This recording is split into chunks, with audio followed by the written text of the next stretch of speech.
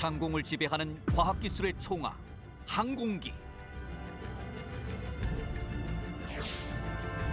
하지만 항공기 개발 중 대부분의 시험은 하늘이 아닌 지상에서 진행한다.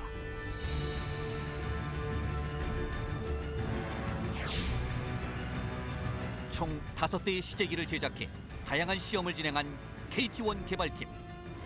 과연 지상에선 어떤 시험들을 실시했을까?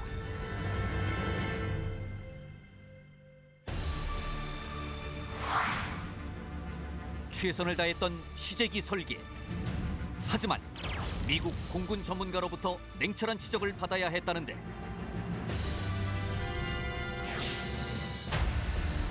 KT-1 시험을 위해 동원된 동물의 정체는?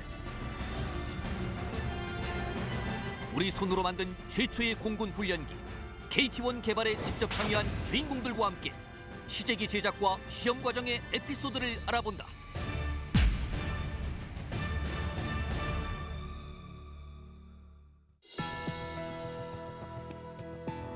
여러분 안녕하십니까? 첨단 국가의 초석, 방위 산업의 남희경입니다. 오늘은 지난 시간에 이어 KT-1 기본 훈련기 개발 사업에 대해서 알아보겠습니다. 우리나라 최초의 공군 항공기를 개발하신 주역들 모셨습니다.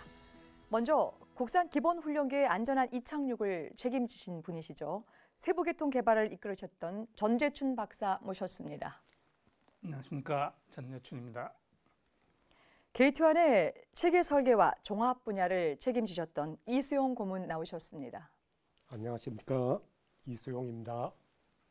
가볍고 날렵하고 튼튼한 기체 구조 개발을 담당하셨던 한현명 박사 모셨습니다. 안녕하세요. 한영명입니다. KT-1의 추진 기관 시스템 개발을 주도하셨던 공창덕 교수님 모셨습니다. 안녕하십니까? 공창덕입니다. 오늘부터는 실제 KT-1의 시제기를 만들었던 과정들을 좀 살펴볼 텐데요. 물론 이제 양산형과는 다르지만 시제기 역시 실제로 사람을 탑승하는 이제 비행기라서 기능 면에도 중요하지만 만에 하나 이제 사고라도 나면 굉장히 어떤 그런 위험성을 좀 갖고 있기 때문에 그 직전까지 우리는 이제 사람이 실제 탑승할 수 있는 공군 항공기를 한 번도 이제 만들어 본 적이 없는 터라서 굉장히 또 중요한 그 시점이 아닌가 생각을 하고 있습니다. 당연히 이제 1호기 제작에 참여했던 이 연구원들도 그 심리적으로 상당히 많은 이제 압박을 좀 받았을 것 같은데 정 박사님, 그 당시엔 좀 어땠습니까? 예, 우선 연구 인력을 상당히 부족하다고 느꼈습니다.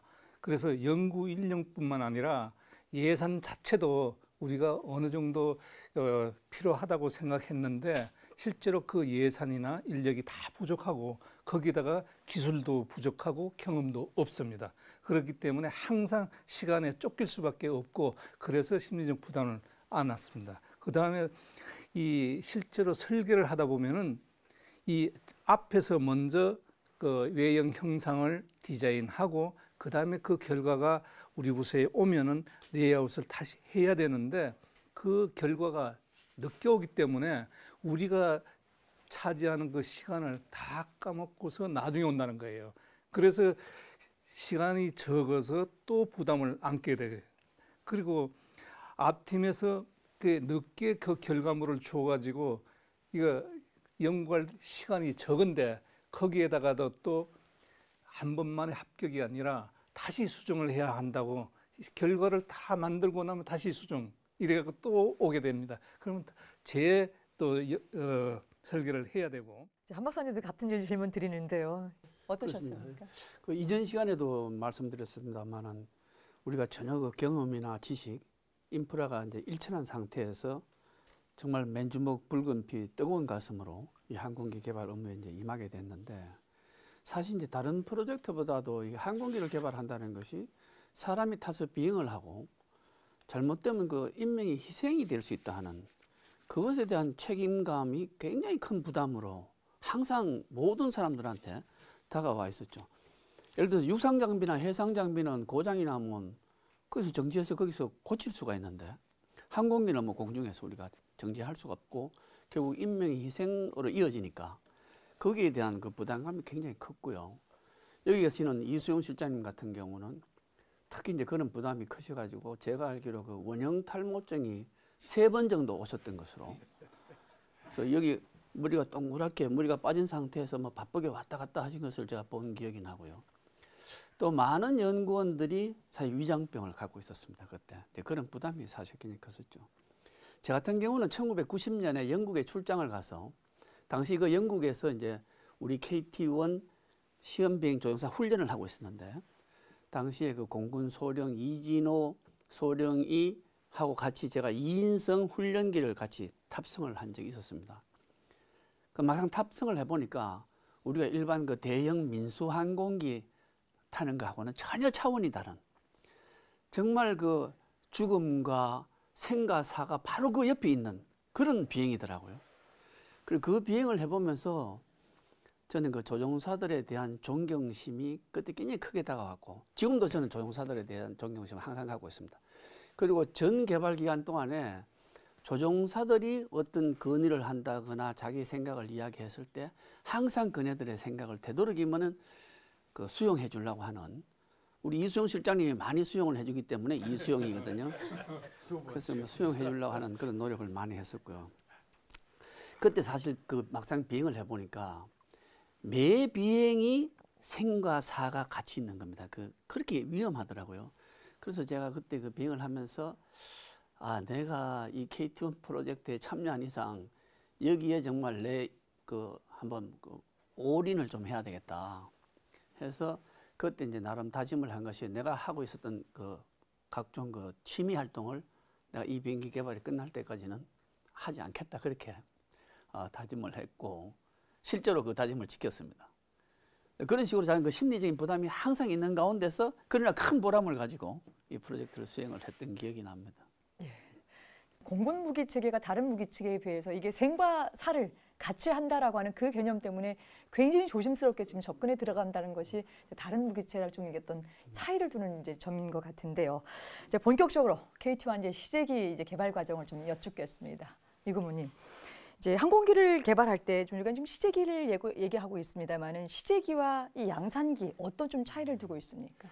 시제기와 양산기 차이는 상당한 차이가 있습니다. 우선 이제 시제기라고 하게 되면 그 만드는 목적이 설계 도면대로 제대로 모든 거기에 들어가는 프로세스들이 제작 구현 가능한지를 이제 시제기를 만들면서 그 프로세스를 일단 입증을 하는 하나의 과정이 되겠고, 그 다음에 만들고 난 다음에 항공기 성능이라든지 모든 요구 조건들이 처음에 계획했던 그러한 성능들이 나오는지 확인을 하는 하나의 대상이 이제 시제기거든요. 그러다가 보니까 이제 시제기 만들고 난 다음에 비행 시험을 하기 위해서는 양산기에는 없는 여러 가지 각종 시험 자료를 획득을 하기 위한 각종 센서라든지 그다음에 측정한 장비들 그러한 값들을 밑에다가 지상에다가 보내줘야 되거든요.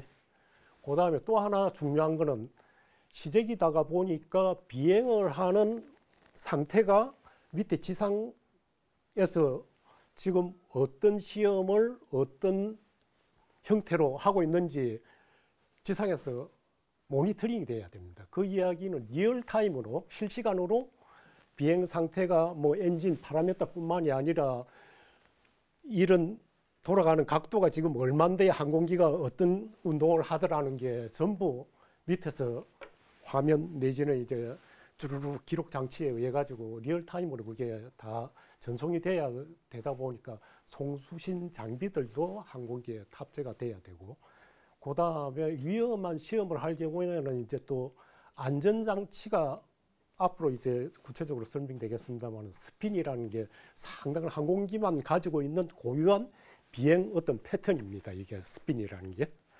그런데 그 스핀을 하다가 뭐 사고가 나가지고 항공기 로스한 경우가 세계적으로도 비일비재하다 보니까 처음 이렇게 이제 그런 위험한 시험을 하기 전에는 그런 상황이 벌어졌을 때 안전장치가 뭐냐. 그래서 저희들이 이제 여러 가지 이제 스핀 시험을 하기 전에 안전장치를 장착하기 위해서는 양산기에는 없는 스핀 슈트라는 걸 또 달아가지고 그렇게 하다가 보니까 그 무게가 상당히 가거든요. 그러다가 보면 항공기에서 제일 중요한 게 무게와 무게 중심이 어디 있느냐는 걸 맞추는 건데, 그런 무거운 걸 뒤에 있다가 보면은 이게 무게 중심이 뒤로 쭉 가버리기 때문에 실제 비행을 할 수 없는 이런 상태가 되어버립니다. 그래서 그걸 보상을 하기 위해서 엔진 제일 앞부분에다가 이만한 또 더미 중량이라고 해가지고 필요 없는 중량을 억지로 더 달아가지고 항공기 전체적으로는 무겁지만은 CG를 맞추기 위해서 뭐 그런 거라든지 양산기에서는 없는 그러한 추가적인 구조도 들어가고 각종 시험용 장비들이 이제 장착이 되고 그다음 실제적으로 이제 시험한 결과도 양산기하고는 형상이 다르다가 보니까 결과가 뭐 이렇더라고 바로 자료가 그렇게 말해주지 않고 이 자료를 가지고 비행 상태라든지 뭐 항공기의 무게 중심이라든지 이런 걸 전부 양산기에서는 어떻게 되겠는지 다 이렇게 자료를 변환하는 이런 작업을 또 한 단계 거치게 되어 있습니다. 그래서 양산기하고 시제기하고는 상당한 차이를 보인다는 걸 말씀드릴 수 있겠습니다. 기본적인 목적 또 결과 또 탑재되는 부분들이 좀 상당히 좀 다른 걸 좀 말씀을 좀 주셨는데요. 근데 결국 이제 KT-1 시제기가 2대가 제작이 됐죠. 네. 그럼 기본적으로 2대가 제작이 되는 거에 대한 대수에 대한 기준도 어디 또 명확하게 좀 있는 겁니까? 지금 이제 탐색 개발 때 2대가 제작이 됐고 그다음에 아까 그 선행 개발, 실용 개발 가면서 이제 또 추가적으로 시제기가 2대, 선행 개발 때 2대, 실용 개발 때 1대 해가지고 토탈 사업 전체적으로 보게 되면 총 5대가 시제기가 5대가 제작이 됐습니다. 그런데 이제 시제기 대수를 그러면은 처음 개발할 때 몇 대를 할 거냐? 이건 이제 어떤 용도의 항공기를 개발할 거냐? 그 다음에 그러한 용도 항공기를 개발하기 위해서는 전체 비행시험 횟수가 얼마나 필요하냐. 그 다음에 각종 탑재되는 시스템이 얼마나 복잡하냐. 그러니까 예를 들게 되면 이제 이런 훈련기급하고 또 전투기급은 또 용도가 다르고 시스템도 훨씬 더 작전 요구도가 훨씬 고난도다가 보니까 시제기 대수가 제가 알기로는 KT-1인 경우에는 뭐 2대 해가지고 토탈 5대였지만은 T-50인 경우에는 바로 4대가 필요해가지고 그 대수가 적게 되면은 결국은 이 회수 채우기 위해서는 기간이 자꾸 개발 기간이 늘어나거든요. 그래서 개발 기간이 정해져 있을 경우에는 그 개발 기간을 맞추기 위해서도 비행 횟수를 또 미니멈 해야 되는 비행 횟수가 있다가 보니까 시제기 대수가 늘어나게 됩니다. 그래서 이제 시제기 대수는 개발하는 항공기가 뭐냐에 따라 가지고 또 개발 기간 환경이라든지 이런 걸 다 고려해 가지고 2대 뭐 또 1대 만들 수도 있고 때에 따라서는 뭐 최첨단 항공기인 경우에는 미국 같은 경우에는 뭐 10대씩 만들어 가지고 하는 경우도 있고 다양하게 이렇게 제작이 된다고 볼 수가 있겠습니다. 예. 그렇다고 한다면 이제 그 설계를 마친 이후에는 어떤 과정을 거치게 됩니까? 우선 뭐 물건을 만들기 위해서 제일 필요한 게 원자재를 구매를 하는 이런 과정이 필요합니다. 원자재도 구매를 하고 그다음에 뭐 랜딩 기어 같은 경우에는 이제 각자 맡은 분야에서 이제 우리가 총조립할 필요한 시기에 맞춰 가지고 각 팀에서 저희들한테 공급을 해줘야 되는데 그러한 부품 구매, 원소재 구매 활동이 이루어지는데 항공기인 경우에는 그러한 소재부터 이게 관리하기 시작합니다. 구조 같은 경우에는 어떤 소재를 우리 항공기에 썼을 경우에는 하중이 정확하게 어느 정도가 걸리고 거기에 따라 가지고 이걸 맞추기 위해서는 원소재가 강도가 원래 만들어진 강도가 정확해야 됩니다. 그래서 이제 그렇게 물품 구매할 때에도 그러한 자료까지 같이 확증을 가진 자료를 같이 이제 받고 구매를 하게 되고 그 다음에 이제 원소재가 들어오게 되면 이제 각 파트를 가공을 하고 그 다음에 각 파트끼리 부분 조립 그 뭐 날개라든지 그다음 꼬리 날개라든지 동체라든지 이렇게 이제 각 담당한 업체에서 나름대로 이제 부분 조립을 해오게 되면 이제 제가 그걸 다 받아가지고 그때부터 이제 전체 총조립 작업이 이루어지게 됩니다. 그래서 그런 작업을 하면서 이제 뭐 어려웠던 거는 뭐 아까도 말씀드렸고 나중에도 또 조금 더 나올 거로 보이는데 일단 다 조립되겠다고 가정을 했을 경우에는 이제 과연 항공기에서 중요한 무게가 얼마나 나가는지, 그 다음에 또 무게 중심이 항공기 전체에서 요구한 그 범위 내에 이 무게 중심이 들어오는지 그러한 측정 과정을 거치게 되고, 그 다음에 그게 끝나게 되면 이제 각종 지상 시험을 하는데, 지상 시험도 이제 일단 기계적인 부품에서부터 쭉 먼저 완료가 되고, 그 다음에 전기적인 파워를 넣어가지고, 사실 뭐 기계 부품이라 하더라도 전기적인 파워를 같이 활용을 하는 경우도 많이 있습니다. 그렇게 지상 시험이 끝나고, 그 다음에 이제 항공기가 제대로 만들어졌는지를 또 확인을 해야 되거든요. 그러려고 하게 되면 이제 항공기 날개 끝에서부터 끝까지, 그 다음 꼬리 날개, 여기에서 길이를 정확하게 이렇게 측정을 해봅니다.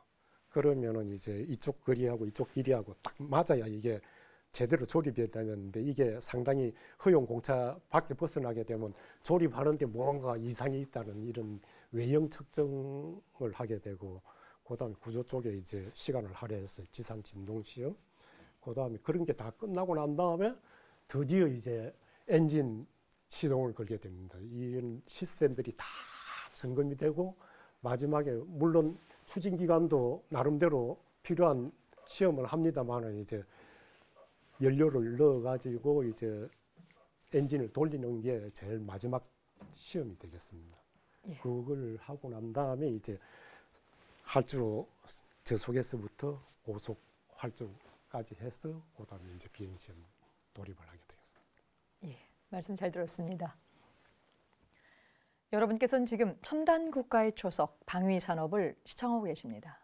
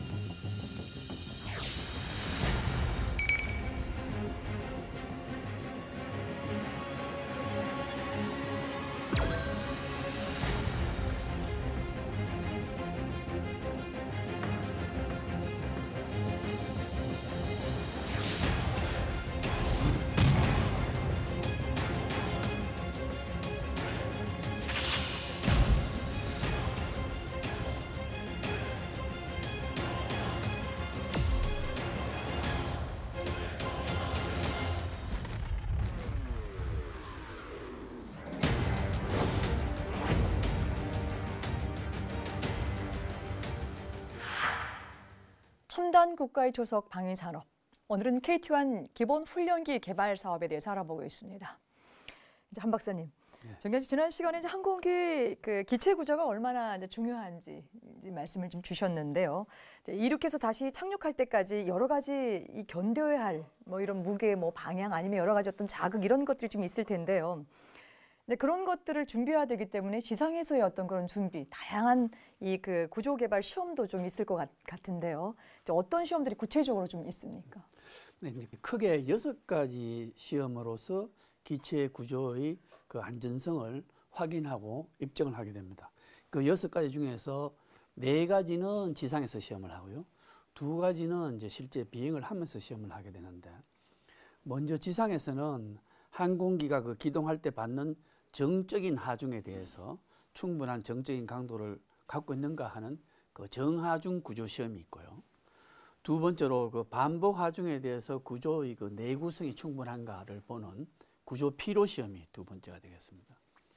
3번째 시험은 그 항공기 구조의 진동 특성이나 그 감쇄율, 공진 주파수 이런 것 등을 측정해 가지고 비행 중에 공진에 의해서 항공기가 안전하다 하는 것을 보여줄 수 있는 지상 진동 시험이 있고요. 마지막으로 이제 4번째로는 이제 낙뢰 시험인데요. 아까도 말씀드린 바와 같이 항공기가 비행 중에 번개를 맞더라도 안전한 비행을 할 수 있는가 하는 것을 입증하는 시험이 필요하게 되겠습니다. 그 다음에 이제 실제 비행을 하면서 2가지 시험을 더 하게 되는데요. 첫 번째로는 실제 비행을 하면서 구조물에 작용하는 하중이 맨 처음에 저희들이 그 이론적으로 설계했던 하중하고 정확한가, 맞는가 하는 것을 확인하는 구조 하중 시험을 하게 되겠고요. 그 다음에 이제 시험이 가장 그 위험한 비행 시험 중에 하나인데, 비행 중에 플라터가 발생하는가 안 하는가 하는 그 비행 플라터 시험이 있겠습니다. 근데 그 플로트 시험은 구체적으로 어떻게 진행이 되는 건가요? 그 플라터라는 개념은 사실 이제 이게 흔한 개념은 아닙니다. 이것이. 그러니까 항공기 속도가 증가함에 따라서 그 발생하는 진동 하중하고 항공기의 그 강성하고가 서로 이렇게 카플링이 돼가지고 상호작용을 하면서 갑자기 진폭이 커지고 항공기가 파괴되는 현상이 이제 플라터 현상이고, 이 플라터 현상이 항공기의 그 최대 속도를 정하는 데 가장 중요한 파라미터가 됩니다. 그리고 시험 방법 자체는 날개 끝에 이 가진을 할 수 있는 그런 그 가진기를 달아가지고 항공기가 비행을 하면서 인위적으로 항공기 끝에 이렇게 진동을 가하게 됩니다. 그래서 그 진동이 플라터로 발전할 수 있는가 없는가를 매번 확인하면서 항공기의 속도를 점점 더 증가시켜 나가는 그런 이제 과정을 거치면서 이 항공기의 최고 속도를 결정하는 시험이 되겠습니다. 예. 그럼 이제 궁금한 것이 KT-1 시제기가 이제 우리가 그 기체 구조 그 자체가 이런 다양한 시험을 잘 견뎌낼 수 있을 만큼 좀 어떻게 잘 됐습니까? 어떻습니까? 당연히 잘 안 됐겠죠. 처음 하는 거니까. 그 여러 가지 이제 시행착오들이 많았죠. 일단 이제 정적 구조 시험에서는 강도는 나오는데 저희가 생각했던 강성이 나오지 않는, 즉 그 변형이 너무 많이 생기는 그런 이제 구조물들이, 예를 들어서 프랩이라든가 엘리베이터라든가 이런 것들이 생겨가지고 그런 부분은 이제 다시 재설계해가지고 다시 재시험을 하는 그런 과정들을 반복을 했고요. 그리고 아까 이수영 실장님께서 잠깐 말씀하셨지만은 구조가 너무 안전하다고 해서 그 설계가 잘 된 거라고 볼 수 없지 않습니까? 그것은 무겁게 설계가 되었다는 얘기하고 똑같은 거니까요. 그렇게 최소한의 그 필요한 안전만 보장을 하고 그 이상의 하중이 작용했을 때는 항공기는 부서져야지 잘한 설계라고 볼 수 있죠. 그 이제 어떤 부분들은 너무 강하게 설계돼서 이제 무게를 더 줄여가지고 다시 재설계해서 다시 또 재시험하는 그런 과정들을 계속 반복을 했었습니다. 예, 말씀 잘 들었습니다. 공 교수님, 이제 추진 계통의 제작 및 지상 시험 단계에서는 또 구체적으로 어떤 업무들이 있습니까? 예. 예를 들면 추진기관 계통에 많은 부품하고 구성품 막 이런 것들이 소요가 됩니다. 그래서 그게 구성품 선정, 구매, 그 다음에 또 실질적으로 제작하는 거 이런 걸 다 합해서 구성품 단위의 어떤 시스템을 구성할 때 이런 걸 더 통칭해서 우리는 제작이라고 그렇게 정의를 합니다. 그래서 이제 이러한 제작은 크게 이제 그 추진 계통하고 그 다음에 연료 공급 계통으로 나눌 수가 있는데요. 그리고 이런 복잡한 시스템들이 결합이 돼서 제 성능을, 제 기능을 발휘할 수 있느냐를 비행 전에 완전하게 그걸 시험을 해서 비행을 하게 됩니다. 특히 엔진의 경우는 더욱 그렇겠죠. 그래서 그 지상 시험을 하게 되는데 지상 시험은 대개 세 가지로 구성이 되어 있습니다. 하나는 각 그 복잡한 부품들이 다 제대로 기능을 발휘하는지 하는 기능 시험하고, 그 다음에 이제 비행할 때 환경이 바뀌기 때문에 환경에 적합하게 작동하느냐 하는 환경 시험과, 그 다음에 이제 그 실제 비행 상태에서는 예를 들면 엔진의 경우에는 엔진 제작자에서는 엔진의 성능을 다른 시스템이 달지 않은 상태의 성능을 주게 됩니다. 알려주게 됩니다. 그러나 실제로 항공기에 장착이 돼서 운영할 때는 그 출력을 제대로 낼 수가 없습니다. 그래서 소위 장착 성능이라는 걸 있는데 그런 시험들을 지상에서 기본적으로 확인하게 됩니다. 그 중에서 이제 추진기관 계통의 경우에는 많은 시스템이 결합이 되기 때문에 이런 시스템을 전방동체 내에 이게 다 조립을 해서 그 추진계통이 기관 계통이 잘 작동이 되느냐 하는 여부를 확인하기 위한 소위 추진기관 계통 통합시험이라는 걸 수행합니다. 각 기능이 제대로 자기 기능을 발휘할 수 있는 기능시험하고, 그 다음에 장착 성능 시험을 수행하게 됩니다.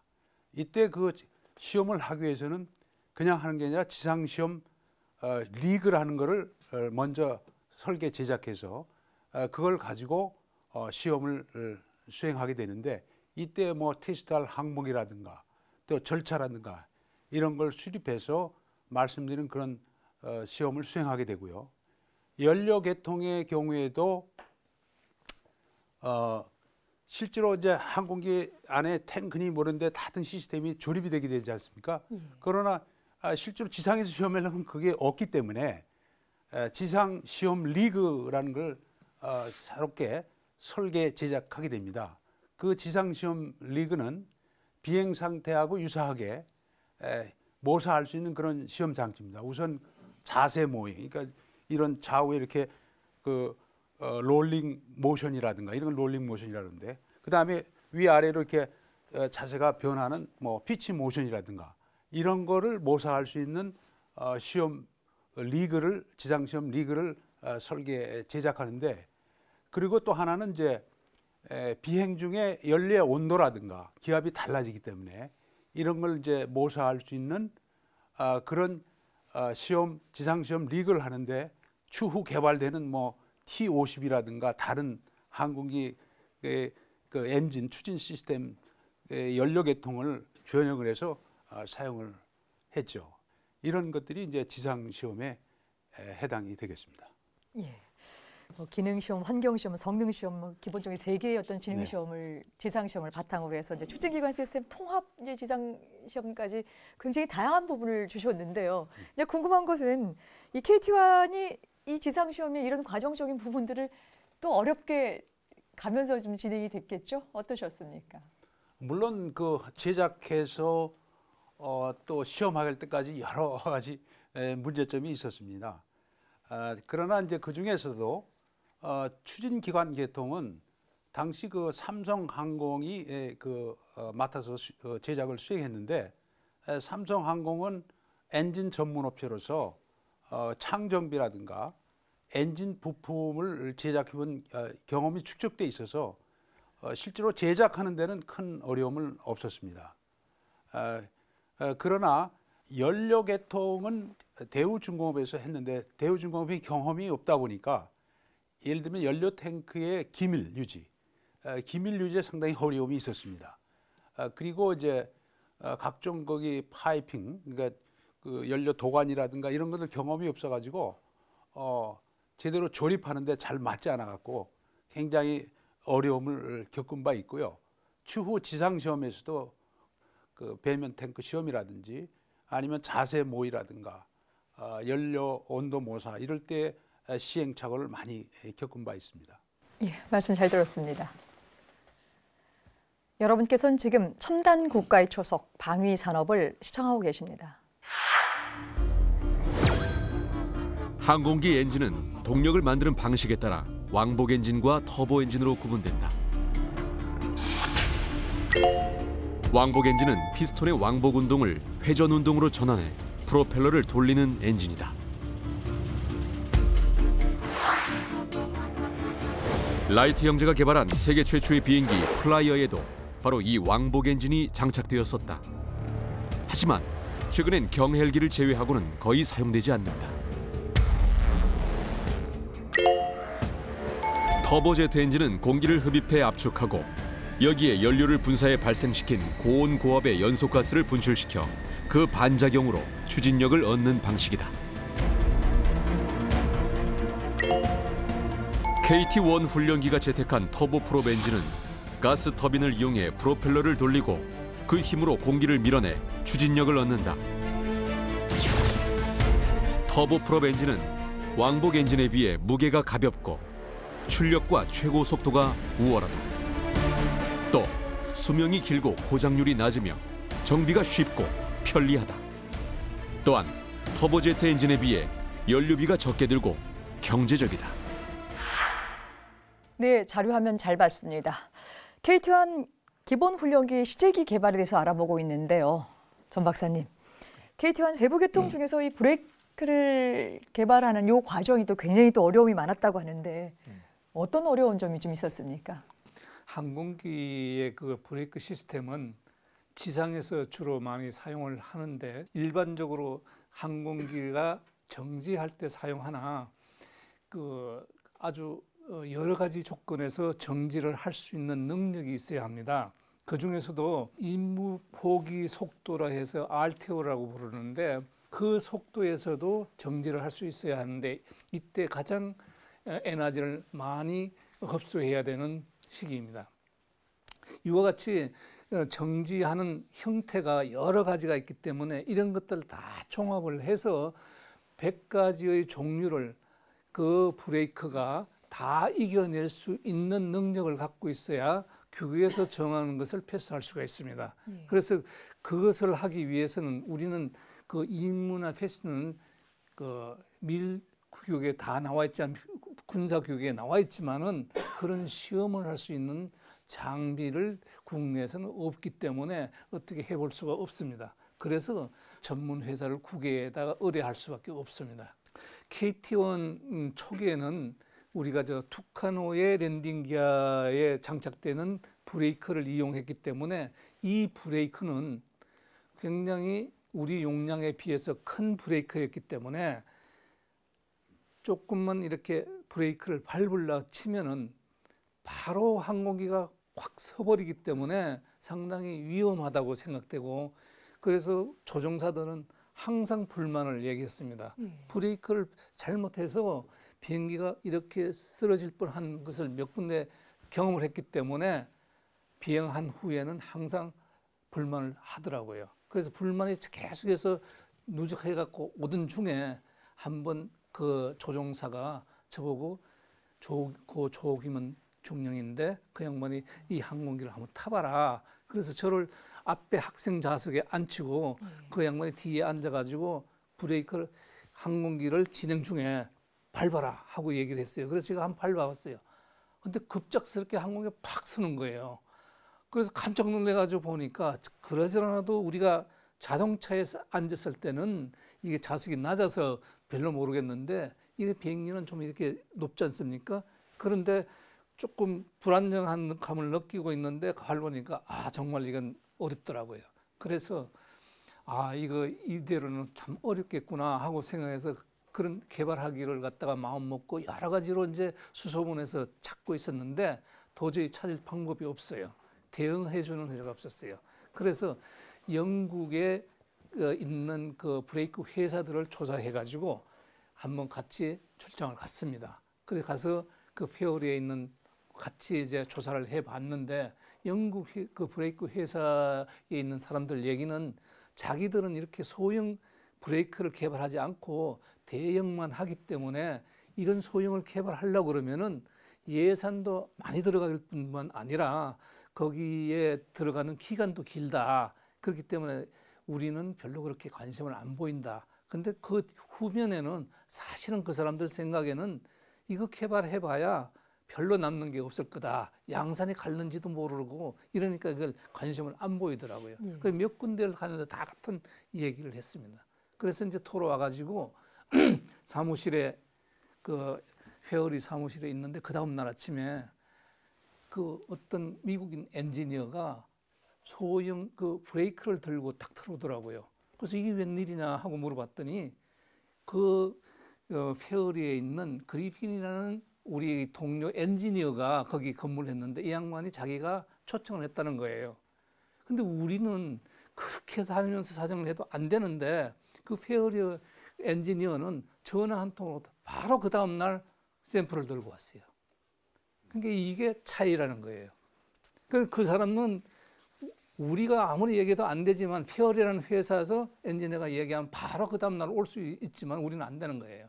그래서 그 양반의 얘기가 갖고 온 그 브레이크를 자세히 들여다보니까 이것은 우리 거하고 상당히 유사한 점이 많아요. 쓸 수가 있겠다 싶었어요. 그런데 가보니까 이게 브레이크의 카바가 보니까 마그네슘으로 되어 있기 때문에 이것을 알루미늄 합금으로 바꿉시다. 그리고 그 다음에 여기에 브레이크의 마찰 개수가 좀 높은 걸로 재질을 바꾸고 이렇게 하면은 우리 항공기의 규격에 맞는 것으로 사용할 수가 있겠다 해서 그 사람하고 합의를 봤어요. 그 다음에 비용 문제가 발생하는데 그럼 비용은 얼마나 들 것이냐 하고 봤더니 이 양반들이 10만 불 정도 드는데 우리 예산은 그 절반밖에 안 됐어요. 그런데 어떻게 할까 고민을 했는데 이 양반이 자기들이 50%를 대겠다는 거예요. 그래서 오케이, 그러면 우리도 50%를 대서 개발합시다 해갖고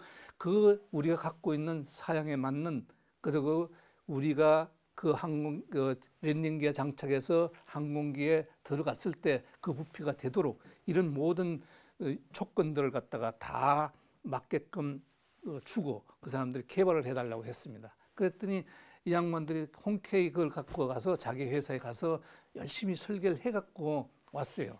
그래서 연락이 와서 이제 시험을 했는데 그 대형 장비에 장착해서 시험을 하게 되면은 100회 시험을 연속적으로 계속 하게 되는데 한 80회 정도를 갖다가 시험을 한 후에 이게 파손되더라. 그래서 이게 도저히 이 재질로는 마찰 개수가 낮고 이게 이거는 좀 어렵다. 그래서 좀 바꿨으면 좋겠다 해서 그러면 바꿔야지요. 이렇게 하고 이제 그 밖에서 좀 적은 걸로 그지만 착륙거리는 조금 더 멀더라도 그걸로 합시다 해가지고 했어요. 그랬는데 90회에 가서 또 설계 변경을 했습니다. 다시 협의를 해서 이렇게 조금 더 바꿉시다 해가 했는데 90회가 했는데도 시험을 계속 하는데도 이게 패스를 하지 못해가지고 이제 걱정이 상당히 되더라고요. 그래서 97회까지를 갖다가 하는데 몇 개월이 걸렸어요. 그랬더니 나오고 나니까 체계 쪽에서 이순영 실장이 언제 브레이크가 오느냐고 계속 독촉이 왔어요. 그래서 이게 자신이 없는데 계속 현황을 보고 사람을 보내서 확인하고 해봤지만은 별 방법이 없고 계속 거기서 이거 되는지 안 되는지 걱정이 상당히 되더라고요. 그래서 개발을 계속 시험을 했는데 어쨌든 언젠가 한번 그 편지가 왔어요. 왔는데 보니까 패스했다 이거예요. 그래서 그 내용을 갖다가 자세히 보니까 그 내용 그중에 이 사람들이 100회 패스한 거 갖다가 출력으로 그게 나오게 돼 있어요. 그 출력을 보내왔는데 보니까 밤 12시가 넘었어요. 계속. 그래서 그 100회에 넘는 걸 갖다 그 사람들이 야간을 계속하면서 합격을 하도록 노력을 했어줬어요.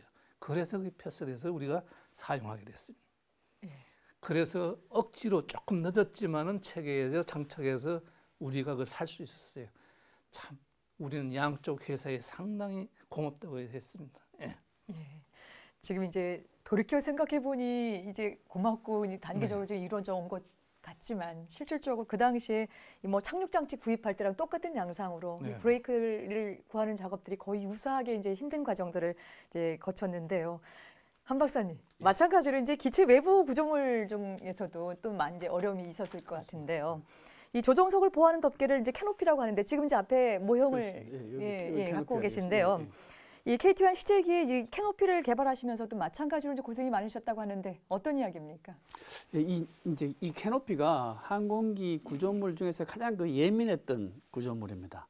이 캐노피는 조종실에 있는 조종사를 이제 보호를 해야 되고 그러면서 조종사의 시야를 해쳐서는 안 되고요.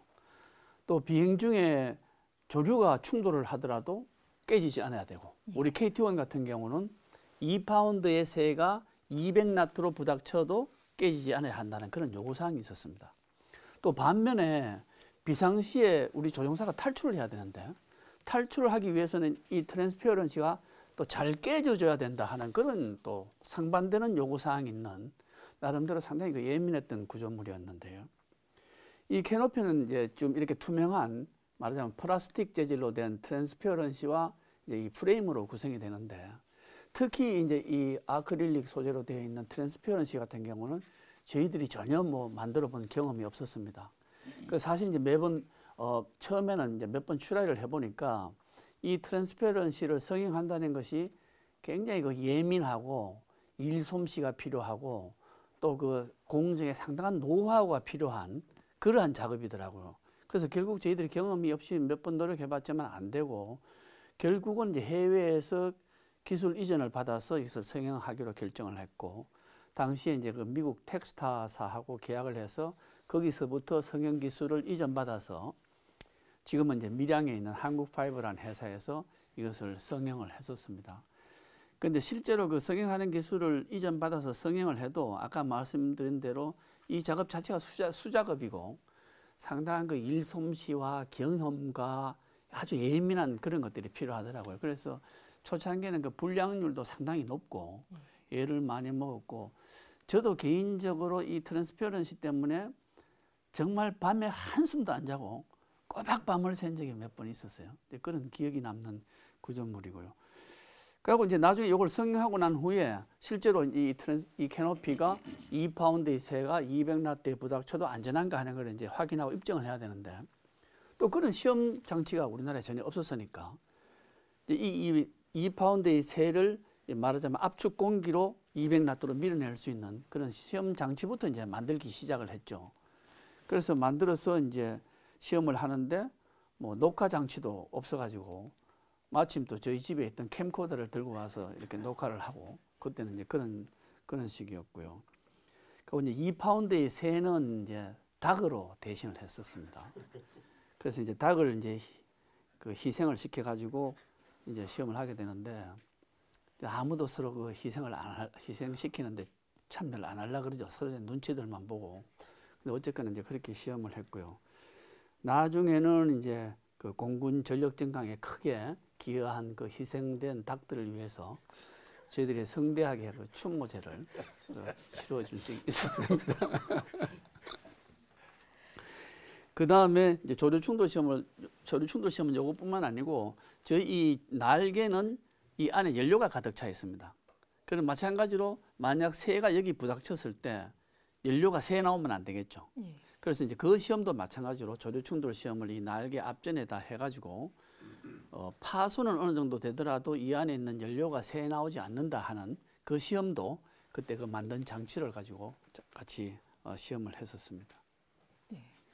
지금 이제 그 캐노피 말씀을 듣다 보니까 이제 창과 방패의 모순 이야기가 좀 생각이 언뜻 드는데요. 내부에서 조종사를 보호하기 위해서는 잘 깨져야 하고 또 그렇습니다. 외부의 또 자극에 의해서는 잘 이게 좀 견고하게 좀 있어야 그렇습니다. 되고 그런 어떤 이중적인 부분들을 네네. 해결하시는데 굉장히 좀 애를 쓰신 것 같은데요.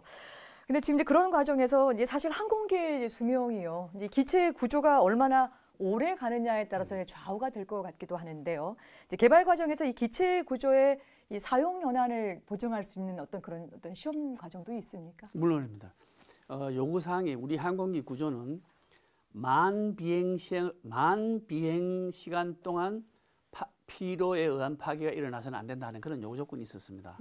그래서 당연히 저희들이 그 기체 피로 시험을 수행을 했고요.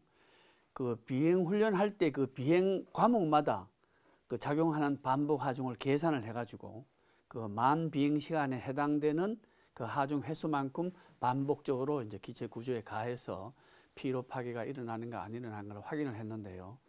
실제로 이제 그 비행 안전을 위해서 저희들은 그 실수명의 4배에 해당되는 반복 하중을 계속 반복해서 가해서 우리 비행체가 그 피로에 대한 내구성이 충분하다 하는 것을 입증을 했었습니다. 예. 유고모님, 지금 듣다 보니까요, 세부 계통에 관련된 것도 기체 구조에 관련된 것 각각 이제 열심히 잘 만들었어요. 이제 하나로 이제 조립하는 과정만 남아 있는데요. 그 과정도 결국 쉽지는 또 않았을 것 같고요. 이제 많은 또 어려움이 있었을 것 같은데 그 CJ 1호기 어떻게 좀 이 조립이 진행이 됐습니까? 어떤 부품을 제일 먼저 싣고 그 작업이 끝나고 난 다음에는 어느 분야가 들어와서 그다음 몇 월 며칠 날 무슨 작업을 한다고 이렇게 쭉 사전에 일정을 쭉 잡아나가는 거기에 따라서 이제 작업을 시작을 하는데 실제적으로 작업을 수행하다가 보게 되면은 그 날짜에 물건이 들어와야 작업이 되지 않습니까? 그렇죠. 거의 전 박사님 맡은 이런 물건들이 언제 들어올지 조립하는 날짜는 지금 정해져 있는데 계속 내일 모레 그러다가 그래서 어쨌든 이제 그렇게 조립을 하면서 그 날짜에 입고가 안 되는 물건들이 발생을 하게 되면 고다음 공정으로 넘어갈 수밖에 없습니다. 그렇다고 뭐 실수도 없는 거고 고다음 공정을 하면서 또 어떤 문제가 일어날지도 모르기 때문에 그 공정을 생략을 하고 고다음 공정하면서 어떤 사전의 문제점을 또 파악을 하는 이런 면도 있기 때문에 그러다가 보니까 그 공정이라는 게 이거 장착하고 난 다음에 요거 하게 되면은 이걸 먼저 장착을 하게 되면은 결국은 이거 작업을 할 때는 걷어내야 돼요. 그걸 지금까지 작업을 했던 걸 걷어내야 되는 이런 그런 작업들이 어떤 부위에는 한 5-6번 정도 반복적으로 일어났던 이런 기억도 있습니다. 그래서 원래 스케줄링 했던 것보다 계속 이렇게 일정이 순년되면서 상당한 압박을 일정 지키는데 압박을 받았던 이러한 생각이 나고, 그다음 시제기인 경우에는 또 한편으로는 현장에서 맞춤 조립을 하는 경우가 많습니다. 양산기인 경우에는 모든 부품들이 미리 구멍을 뚫어 오거나 안 그러면은 파이로트 홀이라고 해서 조금 작은 구멍이라도 딱 뚫어 와서 어느 부위하고 그대로 쫙 해가지고 착착착착 맞춰가지고 공정에 따라 진행되는 게 양산기인데, 시제기인 경우에는 파트 들고 와서 그때부터 어느 위치에 어떻게 장착해야 되는지를 이제 조립자가 줄 잡아가지고 이렇게 하는데, 볼 수 있는 게 도면이거든요. 도면 가지고 쭉 보게 되면은 도면에 X, Y, Z 위치가 얼마 이렇게 딱 저건 분명히 적혀 있어요. 그런데 적어 있으면은 그게 무슨 의미가 있습니까? 3차원 공간에서 지금 이게 여기가 기준점이라고 하게 되면 여기에서 뭐 줄자 대충 재가지고 이렇게 장착하는 것도 아니고, 실제적으로는 모든 장착되려고 하게 되면 좀 변하지 않는 상당한 단단한 면에서부터 길이가 정확하게 얼마 위치에 그 부품을 장착하라 이렇게 표시가 돼야 되는데, 처음 하다가 보니까 그냥 숫자적으로는 정확합니다. 그 위치가. 그런데 실제적으로 뭐 어디에서 뭘 기준으로 어떻게 구조에 따라서는 울렁꿀렁한 구조가 있으면 거기에서 재봐야 또 상당한 오차도 생기고, 그래서 그런 면들이 상당히 있었고, 또 간섭도 많이 나가지고 고치기도 하고, 아까 뭐 목합을 만들었습니다만 실제적으로 또 항공기에 쭉 장착을 해보니까 하나의 뭐 예를 세부계통 예를 들어서 좀 죄송합니다만은 그 공기 조화 장치 같은 경우에는 우리가 자동차에서 이렇게 노브를 틀게 되면은 정확한 위치 1번, 2번, 3번 하게 되면은 여기에서 밸브가 정확한 위치에서 딱딱 가야 뒤에 공기가 그 양만큼 이렇게 들어오거든요. 그런데 이제 조종실에서 이렇게 하면은 저기에서 밸브가 요만큼 딱 움직여야 되는데 열리는 건지 마는 건지 공기가 들어오는 건지 마는 건지 그렇게 해가지고 또 부품도 새로 교체도 하기, 또 그 분야가 꼭 세부계통뿐만이 아니라 거의 전 분야가 그런 여러 가지 에러를 하면서 반복 작업을 이렇게 했던 것 같습니다. 그래서 그러한 걸 가지고 이제 일정을 맞춘다고 뭐 모든 분야가 다 뭐 스트레스 받은 거는 마찬가지입니다. 그렇지만은 각 맡은 분야가 그래도 아까 한 박사님 말씀하신 것처럼 그런 의지를 가지고 나중에 조립을 해놓고 나니까 그래도 항공기가 비슷하게 항공기다운 모습을 갖추는구나. 그래서 상당히 고맙다고 이렇게 같이 일하시면서 결론적으로 KT1 CJ 1호기 성공한 거죠? 그렇습니다. 예, 오늘 네 분 말씀 잘 들었습니다. 돈을 받고 부품을 파는 외국 업체마저도 KT1 개발기의 성공을 확신하지는 않았습니다. 하지만 결국 우리는 세계로 수출하는 명품 훈련기를 만들어냈습니다. 과연 그 기적은 어떻게 이루어졌는지, 그 기적을 이뤄내는 사람들의 이야기 다음 이 시간에 이어가겠습니다. 시청해 주셔서 고맙습니다. 안녕히 계십시오.